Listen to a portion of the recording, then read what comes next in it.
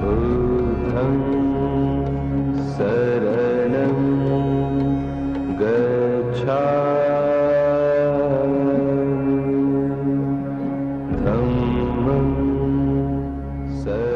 අයිබෝවන් සදහවත් ඔබ සියලු දෙනාම දන්නවා අනුරාධපුර පූජා භූමිය කේන්ද්‍ර කරගැනීමෙන් වාර්ෂික විවිධ වූ පුණ්‍ය කර්මයන් ගණනාවක් ක්‍රියාවට නැංවෙන වග. ඒ අනුව ඒ ක්‍රියාවට නැංවෙන ආමිස පූජා සහ ප්‍රතිපත්තිමය පූජා අතරට එක්වන තවත් පූජාවක් වශයෙන් හැඳින්විය හැකි විශේෂ පුණ්‍ය කර්මයක් ක්‍රියාවට නැංවුණා. ඒ අනුව අනුරාධපුර මහමෙවුනා උයනේ ජයශ්‍රී මහා බෝරතුන් අභියසින් ආරම්භ කෙරුණා වූ ගමන් මඟ ඔස්සේ බුද්ධ ප්‍රතිමා වහන්සේ නමක් රුවන්වැලි මහා සෑරදුන් උදෙසා වැඩම කරවා විශේෂ බුද්ධ මන්දිරයක තැන්පත් කරවීමේ ආකාරයයි මේ ඔබ දකින්නේ. හැම දෙනාගේම සදහවතුන්ගේ සාදු නාදයන් මැද්දේ ආතත විතත විතතාදත ඝන සුසිර කියන පංචතූර්ය නාද්‍ය වාදය මැද්දේ හැම දෙනාගේම සාදු නාදය මැද්දේ බොහොමත්ම ගෞරවපූර්වකව බුද්ධ ප්‍රතිමා වහන්සේ නම වැඩම කරවා ඊන අනතුරුව මේ පරිශ්‍රයේ තැන්පත් කරවීම මේ ආකාරයෙන් ක්‍රියාවට නැංගුණා.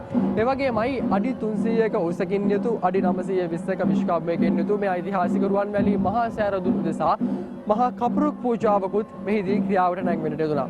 ඒ වගේම ගුවනින් පුෂ්පෝපහාර දැක්වීමෙන් අනතුරු නෙළුම් මල් ලක්ෂ 2ක් මේ රුවන්වැලි මහා සෑරදුන් උදෙසා හැම දෙනාගේම වන්දනාමානයට පාත්‍ර කරවීමට පූජා කරවීමත් විශේෂයෙන් සිදු කෙරුණු වග මෙහිදී සඳහන් කළ යුතුමයි. ඒ වගේම තවත් යමක් ස්වප්ත සතක පූජාවක් සහ තවත් විවිධ වූ ආමිස පූජාවන් ගණනාවක්ම මේ විවිධ වූ ප්‍රදේශයන්ගෙන් මේ පූජා භූමියට පැමිණෙන යෙදුණු සදහවතුන්ගේ සාදුනාද මැදේ ක්‍රියාවට නැංවෙදුනේ හැම දෙනාගේම බොහොමත්ම හදවතින් උපදින්නා වූ ඒ ගෞරවපූර්වක භක්ති ආදර හැඟීමෙන් යුක්තවයි. शरणं गच्छामि धम्मं शरणं गच्छामि संघं මෙම උදාරතර පුණ්‍ය කර්මයන් අවසානයේ සුමధుර ධර්ම දේශනය පවත්වනු ලැබුවේ මහරහතුන් වැඩිමග ඔස්සේ යන ලිපි පෙළ ලොවට දායාද කළ වනවාසී රාජගිරියේ අරිය ඥාන ස්වාමීන්ද්‍රයන් වහන්සේ විසින්. යෝනුපපජ්ජාමි දේවත්තං අත මානුසං සෝභයන්තෝ මම ద్వාරං කප්පරුක්ඛෝ පතිට්ඨිතෝ.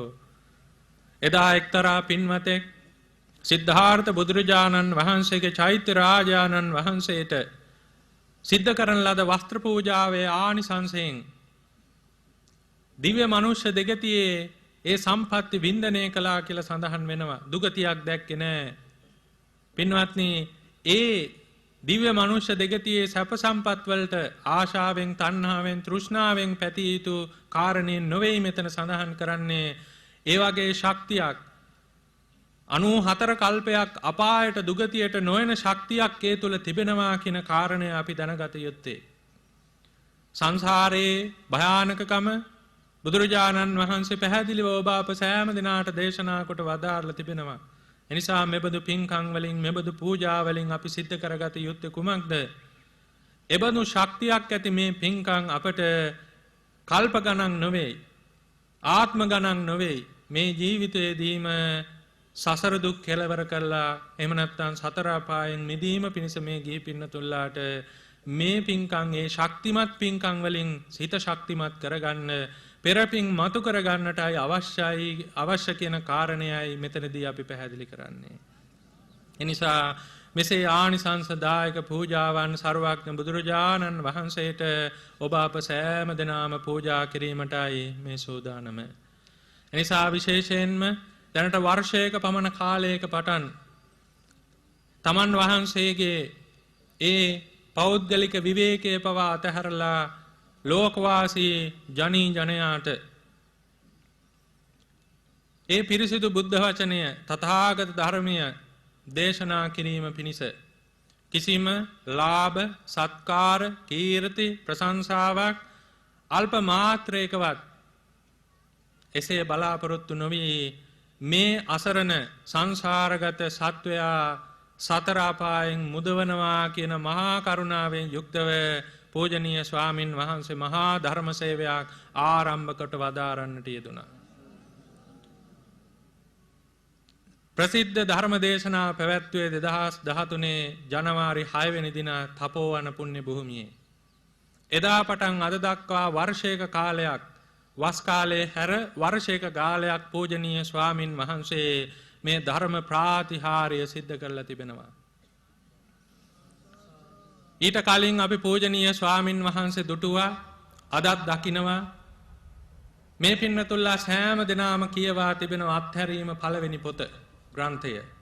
භික්ෂුන් වහන්සේ නමකගේ අත්හැරීම මේ ජීවිතයේ චතුරාර්ය සත්‍ය අවබෝධ කිරීමට ඔබ කැමති නම් භික්ෂුවක් වශයෙන් ඒ භික්ෂුව මෙසේ අත්හැරිය යුතුයි කියලා ස්වාමින් වහන්සේ තමන් වහන්සේගේ ජීවිතයේ තුලින්ම ප්‍රායෝගිකව අත්දකපු අත්හැරීම දේශනා කළ තිබෙනවා ග්‍රන්ථකරණය කළ තිබෙනවා. මා කියන්නට යන කාරණේ නොවේ. මේ වර්ෂයක කාලය තුල ඒ අත්හැරීම තුල ඒ විදිහටම තුන් සිවුරයි පාත්‍රයයි සමගම වැඩ ඉන්න පූජනීය ස්වාමින් වහන්සේ නමක් හැටියට කියන විදිහට කිරීමම මෙතන ඉතාමත් වටිනවා. ඒ කාරණේ පමණයි. ඒ කාරණේ තුලින් අපි තේරුම් ගන්නට ඕනේ මේ ගෞතම බුදුහසුනේ දුර්ලභ ගණේ දැයේ පිනට පහළ වූ දුර්ලභ ගණේ පූජනීය ස්වාමින් වහන්සේ නමක් කියන කාරණය මේ පින්වත් සෑම දෙනාම දන්නවා. එනිසා පින්වත්නි අද ලාභ සත්කාර කීර්ති ප්‍රශංසා දසදිගෙන් පූජනීය ස්වාමින් වහන්සේ වෙත ගලාගෙන පැමිණෙනවා.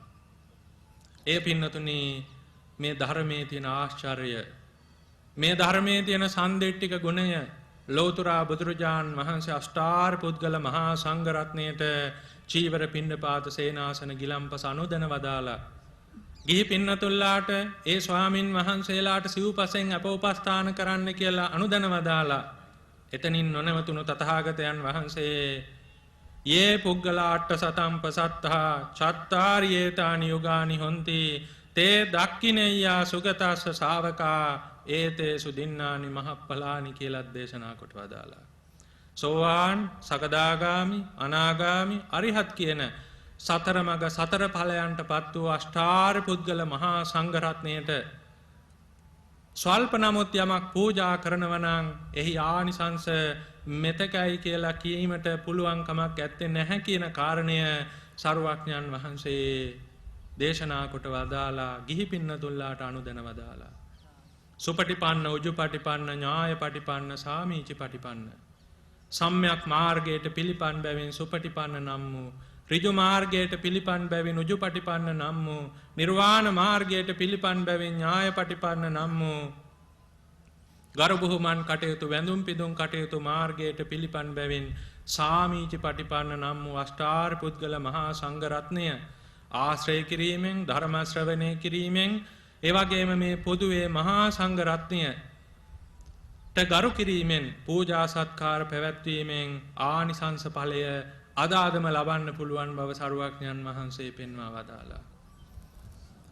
ඒ වගේම යොදුන් 100,000 ගණන් දුර සිටගෙන එන සිව්පසේ ලැබීමට සුසු බැවින් ආහුණීය ගුණ ඇති රජමැති ඇමති ආදී ප්‍රභූවරුන්ට සකස් කරන රාජ භෝජනය ඒ සිව්පසේ ප්‍රභූවරුන් අනුභව කිරීමට මත්තෙන් පිණුසිඟා වැඩි එක් ස්වාමින් වහන්සේකට නමුත් පූජා කිරීමට සුසු බැවින් පාහුණීය ගුණ ඇති මෙලව පරලොව පින්ඵල අදහා දෙන දාන දක්ෂිනාව මහත්ඵල මහානිසංස කර දෙන බැවින් දක්ඛිනීය ගුණ ඇති ඇඳලි බැඳලා දොහොත් මුදුන් තබලා පසඟ පිහිටුවා වැඳීම් මාත්‍රයෙන් ශාන්ත මෙලව ශාන්තිය පරලොව ශාන්තිය ලබා දෙන බැවින් අංජලි කරණීය ගුණ ඇති අනුත්තර පින්කෙතක් හා සමාන මහා සංඝ රත්නය අෂ්ටාරි පුද්ගල මහා සංඝ රත්නය අරමුණු කරගෙන සිද්ධ කරන පූජාව මහත්ඵලයි මහානිසංසයි කියලා සඳහන් වෙනවා. එහෙනම් පින්නතුනි මේ මහා සංඝ රත්නය අරමුණු කරගෙන සිද්ධ කරන ගරු සත්කාරය සම්මානය මහත්ඵලයි මහානිසංසයි මේ ජීවිතයේදීම අපේ චිත්තසංතානයේ ශක්තිමත් කිරීමට ඒකාන්තයෙන්ම හේතු වාසනා වෙනවා. එනිසා ගෞතම බුද්ධ ශාසනය අවරට යන පිරිහීමටපත් වෙන මේ යුගයේ විශේෂයේ වශයෙන්ම අපිට මේ රත්නමාලී චෛත්‍ය රාජානන් වහන්සේ අභියස සරුවඥන් වහන්සේ ප්‍රධාන කෝටි ගණන් රහතන් වහන්සේලා වැඩ සිටිය පාද ස්පර්ශයෙන් අති පවිත්‍ර වූ පූජන ස්ථානයක මේ පූජනීය ස්වාමින් වහන්සේ පෙරටු කරගෙන මහා සංඝරත්නයේ පෙරටු කරගෙන මේ වගේ පූජාවක් සිද්ධ කරගන්නට ලැබීම මේ පින්වත් සෑම දෙනාගේම පෙර සංසාරයේ පුණ්‍ය සංස්කාරයක ඵලයක් හැටියටයි අපි හැම දෙනාම දකින්නට ඕනේ. එනිසා බුදුරජාණන් වහන්සේගේ අනුයාත පුත්‍ර රත්නයක් වන පූජනීය ස්වාමින් වහන්සේ ඇතුළු මේ පූජනීය ස්වාමින් වහන්සේලාට අපේ ගෞරවාචාර උත්තමාංග නමස්කාරය වේවා කියලා අපි නමස්කාර කරන්නට ඕනේ. ඒ වගේම තමයි පින්නතුනි ලාභ සත්කාර කීර්ති ප්‍රශංසා සමගම අලාභ අයස නිന്ദා ආදී මේ සෑම දෙයක්ත් පැමිණෙනවා. ඒ වගේම ගැටීම් ආදී නොඑක් දේවල් පැමිණෙනවා. ලෝතුරා බුදුරජාණන් වහන්සේ ඉදිරියට පැමිණිලා ඒ දෙතිස් මහා පුරුෂ ලක්ෂණ දැක 80ක් අනුව්‍යංජන ලක්ෂණ දැක ෂඩ්වර්ණ ගණ බුද්ධ රශ්මි මාලා දැක මේ නම් බුදු කෙනෙක් වෙන්නට බෑ කියලා කියපු අය හිතපු අය බොහෝ සිටියා. ඒ පින්වතුනි පෘථග්ජන ස්වභාවය මිත්‍යා දෘෂ්ටියේ ස්වභාවයයි. එනිසා පින්වත්නි ඒ ආනිසංස වගේම ආදීනව පක්ෂයේ ඔබ අප සෑම දෙනාම තේරුම් ගන්නට ඕනේ. එනිසා එසේ තේරුම් අරගෙන අපි මේ ජීවිතයේදීම මේ ගෝර කටුක භයානක සංසාරයෙන් අත මිදෙන්නට උත්සාහවත් වෙන්නට කියලා අපි අදිෂ්ඨාන පිහිටුවා ගනිමු. ධම්මස්සවෙන කාලෝ අයං භදන්තා ධම්මස්සවෙන කාලෝ අයං භදන්තා ධම්මස්සවෙන කාලෝ අයං භදන්තා සාදු සාදු නමෝ තස්ස භගවතු අරහතු සම්මා සම්බුද්දස්ස නමෝ තස්ස භගවතු අරහතු සම්මා සම්බුද්දස්ස නමෝ තස්ස භගවතු අරහතු සම්මා සම්බුද්දස්ස සාදු සාදු අති ගෞරවනීය ස්වර්ණ මාලී විහාරස්ථානයේ ඒ ගෞරවනීය නායක ස්වාමීන් වහන්සේ වන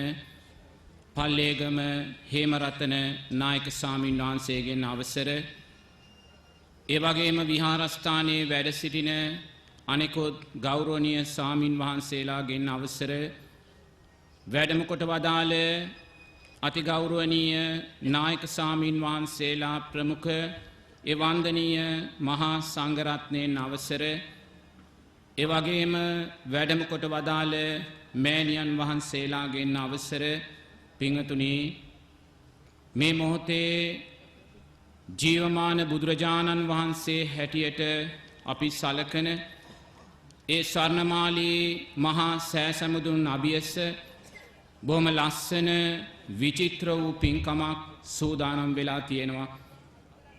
මේ විචිත්‍ර පින්කම සූදානම් කරලා තියෙන මේ මොහොතේ මේ පින්කමේ සම්පූර්ණ ගරුත්වය අපි පූජා කරන්න ඕනේ අපේ ස්වර්ණමාලී විහාරස්ථානයේ අති ගෞරවනීය නායක ස්වාමින් වහන්සේ වන පල්ලේගම හේමරතන ගෞරවනීය නායක ස්වාමින් වහන්සේට.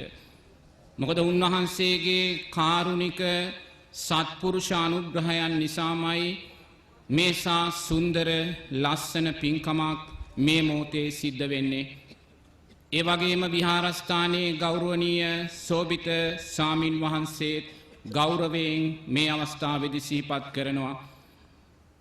අපිට ඒ මහාධිකරණ විනිසුරු බන්දුල කරුණාරත්න මහත්මයා ආරාධනයක් සිද්ධ කළා මේ ආකාරයෙන් මේ පින්කම සිද්ධ කරන්නේ කියලා.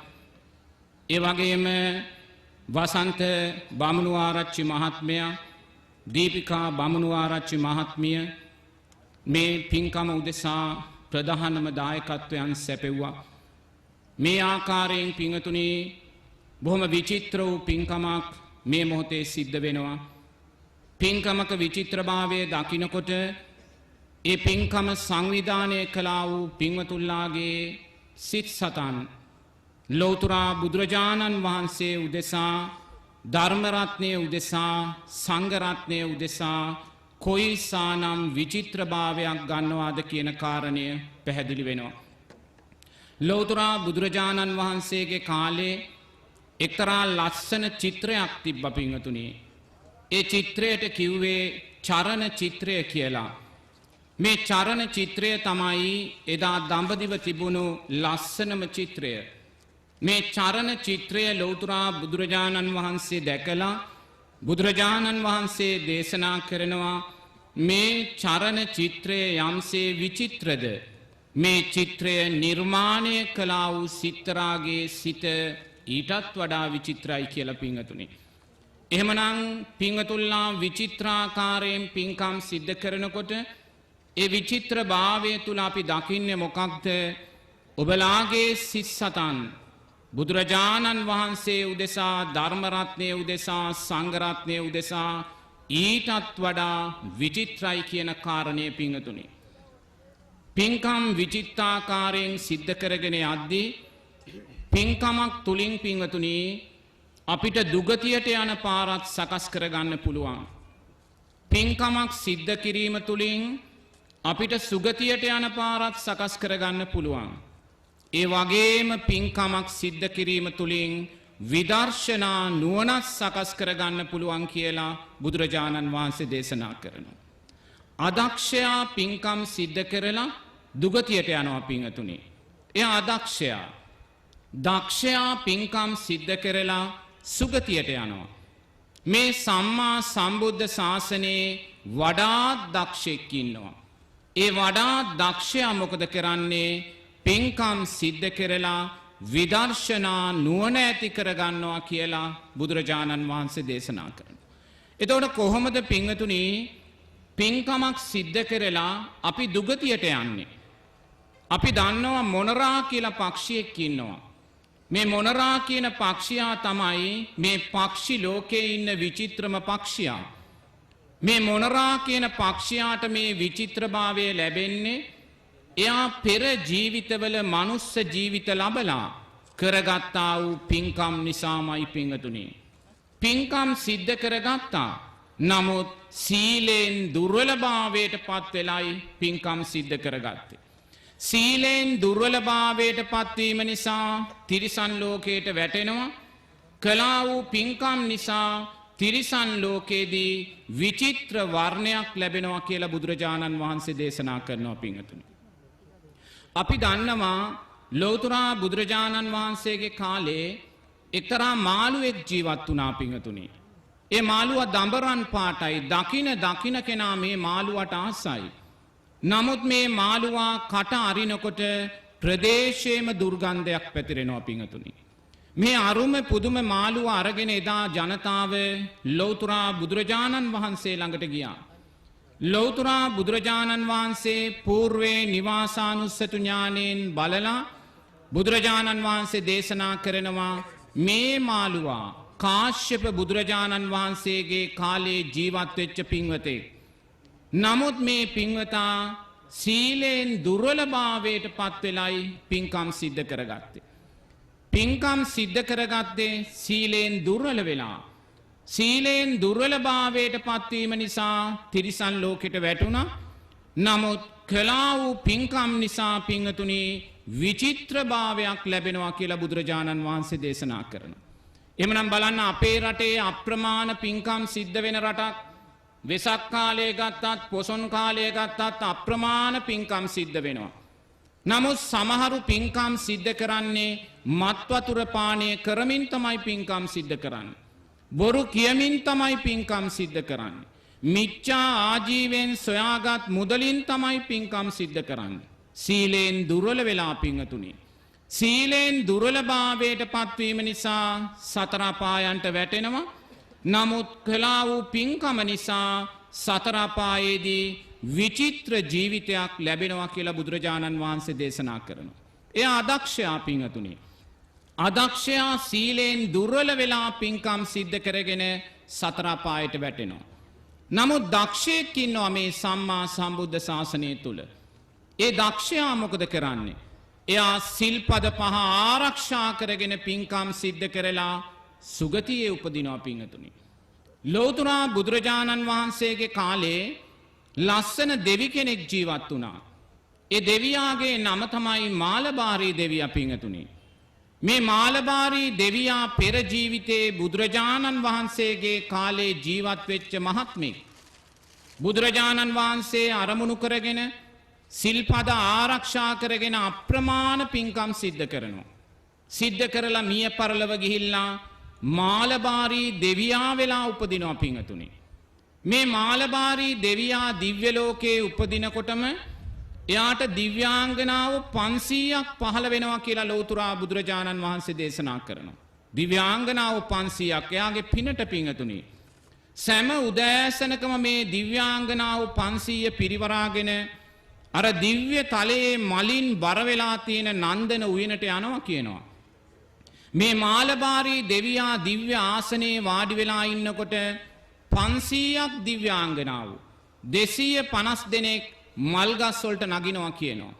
මල් කඩලා බිමට දාද්දී බිම ඉන්න දිව්‍යාංගනාව 250 දෙනා මේ මල් අහුලලා මාලබාරී දෙවියාව සරසනවා කියනවා පිංගතුනි. දිව්‍යාංගනාවන් 500ක් විසින්ම මලින්ම සුවඳින්ම පූජාවන් පවත්වනවා පිංගතුනි. ඒක තමයි මේ දෙවියාගේ දිව්‍ය ජීවිතය. එයාට වෙන ජීවිතයක් නැහැ. මොකක්ද පිංගතුනි මේ අසිරිය?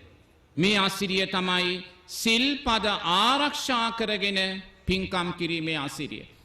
දැන් මේ පින්කම සංවිධානය කරපු සහයෝගය දුන්න මේ පින්වතුන්ලා চিරාත් කාලයක් ජීවත් වෙලා මිය පරලොව යන වෙලාවට මේ කළා වූ පින්කම සිහිපත් වුණොත් ශාස්ත්‍රීක මිනිස්සෙක් ශාස්ත්‍රීක දෙවියෙක් වෙලා උපදිනවා කියලා බුදුරජාණන් වහන්සේ දේශනා කරනවා.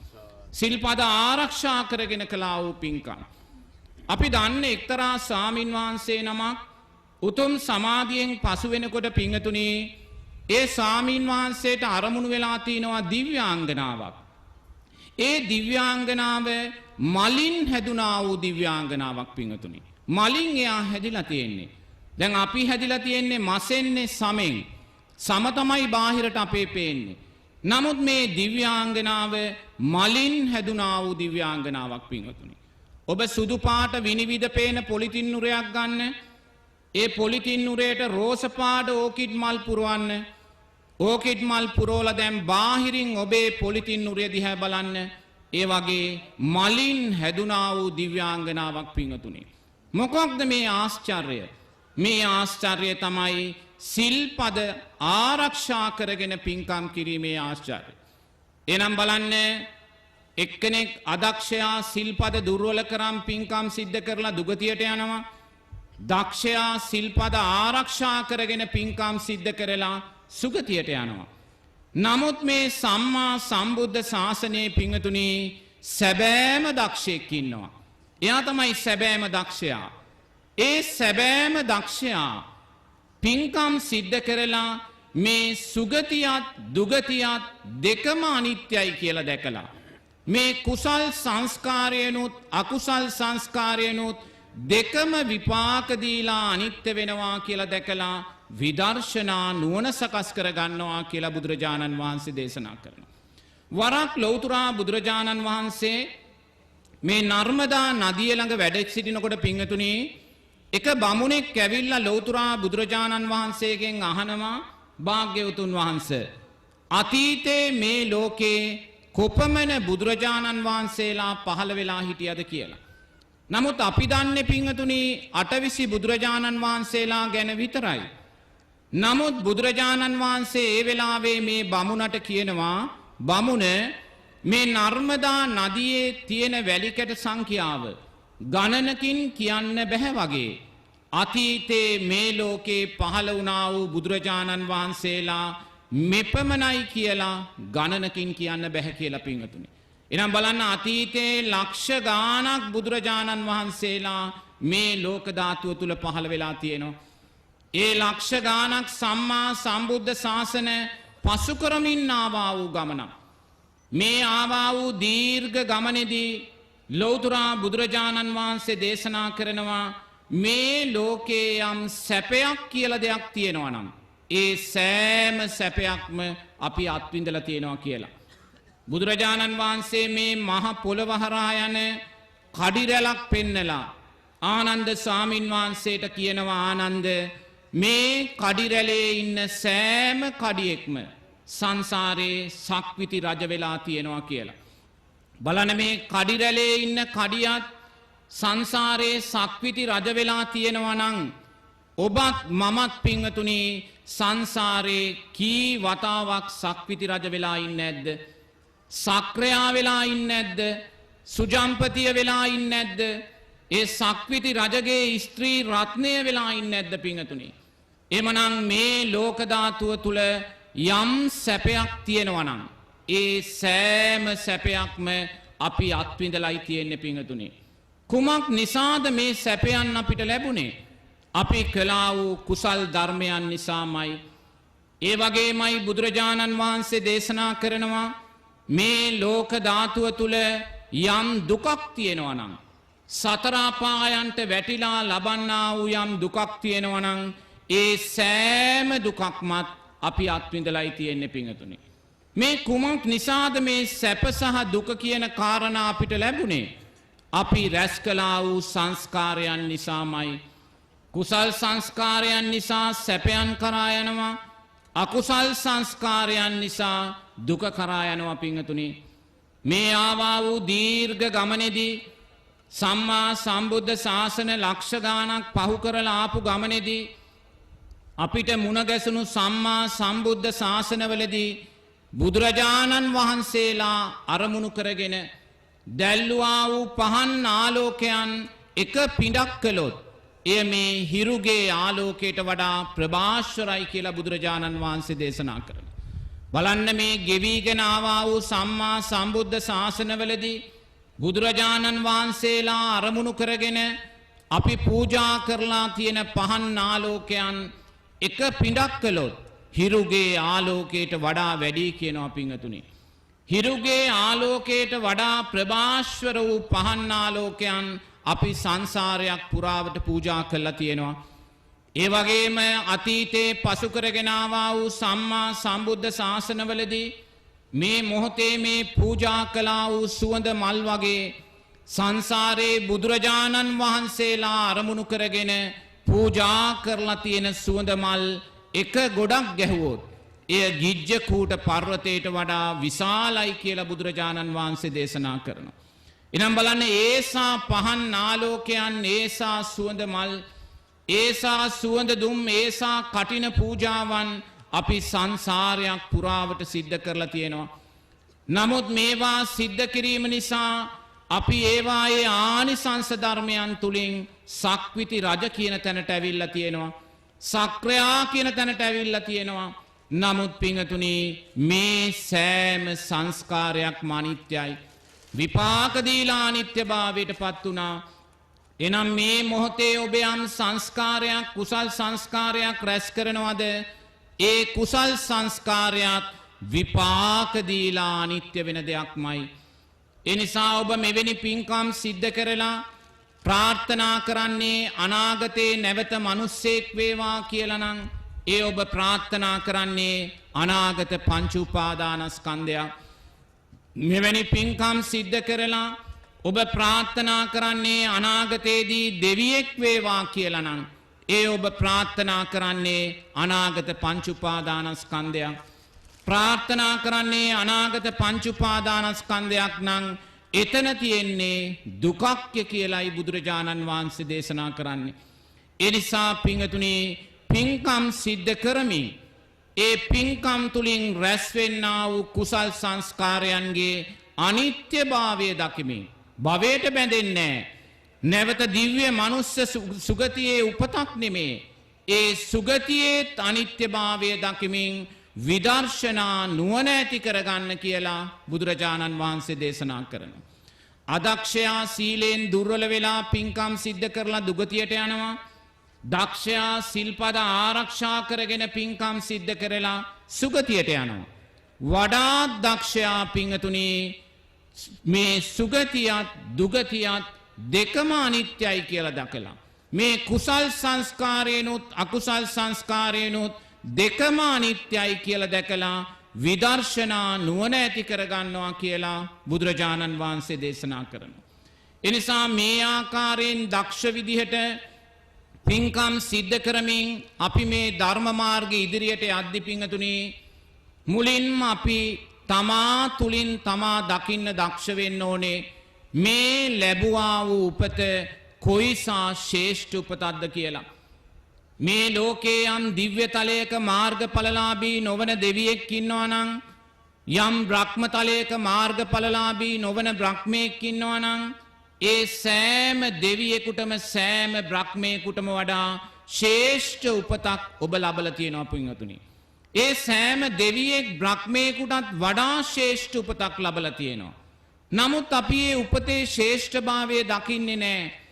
ඒ නොදකින නිසාම දෙවියා කියන කෙනාගෙන් පිළිසරණ සොයාගෙන යන තැනට අපිපත් වෙනවා. එයි මේ ලැබුවා වූ උපතේ ශ්‍රේෂ්ඨභාවය දකින්නේ නැහැ. බුදුරජාණන් වහන්සේ දේශනා කරනවා අප්‍රමාණ දුකෙන් පිරුණා වූ සතර අපායක් තියෙනවා කියලා පිංගතුනි. പ്രേත ලෝකයේ, තිරිසන් ලෝකයේ, නිරය, අසුර ලෝකය කියනා වූ සතර අපාය. මේ සතර අපායෙන් අපේ මේ මස් ඇහැට තිරිසන් ලෝකයේ පේනවා පිංගතුනි. බලන්න මේ තිරිසන් ලෝකයේ ජීවත් වෙන සත්වයා කොයිසා අකුසල් කන්දරාවක් කරගන්න පිරිසක්ද කියලා. මේ තිරිසන් ලෝකයේ ඉන්න ලස්සනම සතා කවුද? කුරුල්ලා කියන කෙනා. එයාට ලස්සන වර්ණයක් තියෙනවා, ලස්සනට එයා නාද කරනවා. නමුත් බුදුරජාණන් වහන්සේ මේ කුරුල්ලාට කියන්නේ පිංගතුනි අකුසල් නිදියක් කියලා. අකුසල් ලියලනවා, අකුසල් නිදියක් ඒක. මොකද මේ කුරුල්ලෙක් උදේ ඉඳන් රාත්‍රී වෙනකම් මොකද්ද කරන්නේ? පණුවන් දැලඹුවන් මරමරා කනවා පිංගතුනි. මේ මරාගෙන කන හැම මොහොතක් පාසා මේ සතා තුල මරණීය චේතනාව සකස් වෙනවා. ඊට අදාළව ප්‍රාණඝාත අකුසලයේ සතාට සිද්ධ වෙනවා. නමුත් එයාට කර්මය කර්මඵල විශ්වාසය හඳුනන්නේ නැහැ. කර්මය කර්මඵල විශ්වාසය හඳුනන්නේ නැති වුණාට මරණීය චේතනාවට අදාළව ප්‍රාණඝාත අකුසලයට සිද්ධ වෙනවා පිංගතුනි. එනම් බලන්න මේ ලස්සන කුරුල්ලෙක් උදේ ඉඳන් හවස් වෙනකන් ඉඳලා රාත්‍රියට නිින්දට යන්නේ අකුසල් කොච්චර කන්දරාවක් සිද්ධ කරගෙනද පිංගතුනි. ඒ වගේමයි තිරිසන් ලෝකයේ ඉන්න සෑම සතෙක් තුලම ලෝභ, ද්වේෂ, මෝහ අකුසල් මූලයන්මයි සකස් වෙන්නේ. ඒ නිසා දුකෙන් දුකට යනවා, දුකෙන් දුකට යනවා. අවසානයේ නිර්යන්ට වැටිලා කල්ප ගණන් දුක් විඳිනවා කියලා බුදුරජාණන් වහන්සේ දේශනා කරනවා. මේ අපේ මස්සහැට පේන තිරිසන් ලෝකයේ සැබෑ ස්වභාවයයි පිළිතුරේ. ඒ වගේම බුදුරජාණන් වහන්සේ දේශනා කරනවා අප්‍රමාණ දුකෙන් පිරිච්ච പ്രേත ලෝකයක් තියෙනවා කියලා. එක പ്രേතෙක් ජීවත් වෙනවා පිංගතුනි. ඒ പ്രേතයා പ്രേත ලෝකයේ ඕපපාතිකව උපත ලබනකොටම එයාගේ මේ ඇස් දෙකම ගිනි ගන්නවා පිංගතුනි. එයාගේ ඇස් දෙක ගිනි ගන්නවා. ඒ ගින්න නිවා ගන්න එයාට බෑ. දැන් ඔබේ ඇස් දෙක ගිනි ගත්තොත් ඔබට පුළුවන් වතුර ටිකක් ගහලා හරි ඒ ගින්න නිවා ගන්න.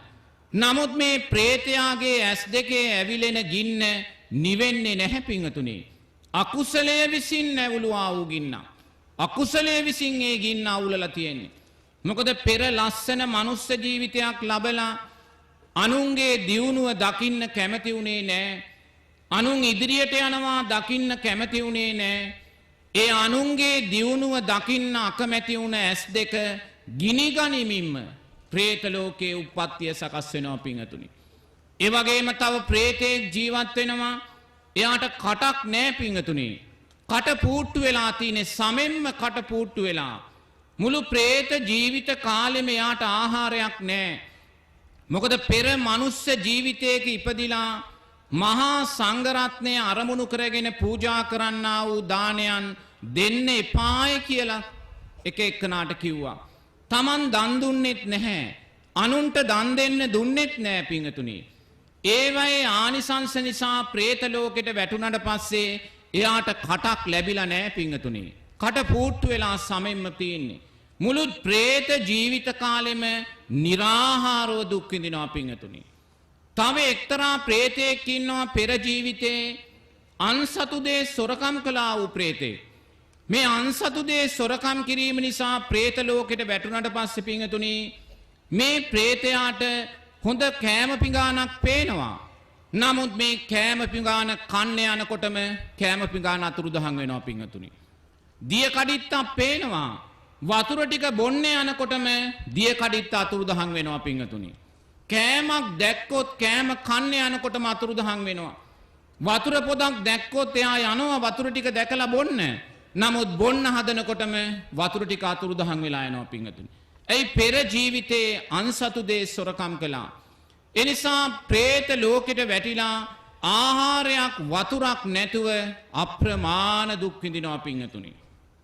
പ്രേත ලෝකේ තව പ്രേතෙක් ඉන්නවා. එයාගේ මේ මුළු කටම කුණු වෙලා වන වෙලා තියෙන්නේ පිංගතුනි. මුළු කටම කුණු වෙලා වන වෙලා.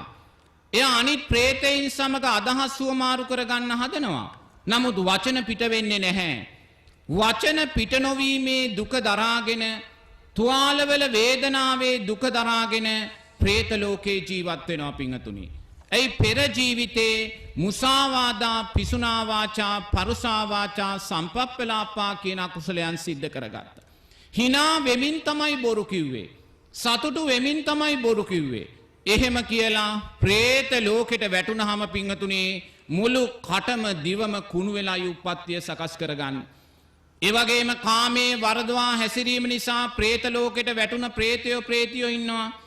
කාමයේ වරදවා හැසිරීම නිසා යමෙක් പ്രേත ලෝකෙට වැටුනොත් මේ මුළු ශරීරෙම කුණු වෙලා වන වෙලා ඉපදෙන්නේ පිංගතුනි. මේ මුළු ශරීරෙම තුවාල වන වෙලා හොරි දාලා මුළු ඇඟේම මේ කුණු වෙච්ච ශරීරය දරාගෙන මේ ප්‍රේතයෝ අන් ප්‍රේතයින් ළඟට යනවා කාමයේ ඉල්ලගෙන පිංගතුනි. නමුත් කිසිම කෙනෙක්ගෙන් කාමයේ ලැබෙන්නේ නැහැ. මොකද ඒසා අපුලයි මේගොල්ලෝ. කාමයේ නොලැබීමේ දුක එක පැත්තකින් දරාගෙන අර තුවාලවල දුක අනිත් පැත්තෙන් දරාගෙන പ്രേත ලෝකයේ අප්‍රමාණ දුක් විඳිනවා පිංගතුනි. බලන්න මේසා දරුණු പ്രേත ලෝකයක් අපි ඉදිරියේ තියෙනවා. ඒ වගේම බුදුරජාණන් වහන්සේ අසුර ලෝකය ගැන දේශනා කරනවා. මේ අසුරයින්ගෙන් එක් පිරිසක් පිංගතුනි මහා සාගරය ආශ්‍රය කරගෙනයි ජීවත් වෙන්නේ. යමෙක් මුහුද කෙරෙහි තෘෂ්ණාව ඇති කරගත්තොත් මැරෙන වෙලාවේ මුහුදු උපාදානයේ සකස් වුණොත් ඒ කෙනා මැරිලා මුහුදේ අසුරෙක් බවට පත් වෙනවා කියලා බුදුරජාණන් වහන්සේ දේශනා කරනවා. දැන් බලන්න මේ මුහුදාශ්‍රිතව ජීවත් වෙන අප්‍රමාණ දීවර ජනතාවක් ඉන්නවා. ඒ දීවර ජනතාව මුහුද මගේ කරගෙනයි ජීවත් වෙන්නේ. මුහුද නිවස කරගෙනයි මුහුද ජීවිතය කරගෙනයි ජීවත් වෙන්නේ. සමහරු හවසට මුහුද ගියාම පහුවදා උදේ තමයි ආයිමත් ගොඩබිමට එන්නේ. සමහරු සතියකින් මාසකින් තමයි නැවත එන්නේ.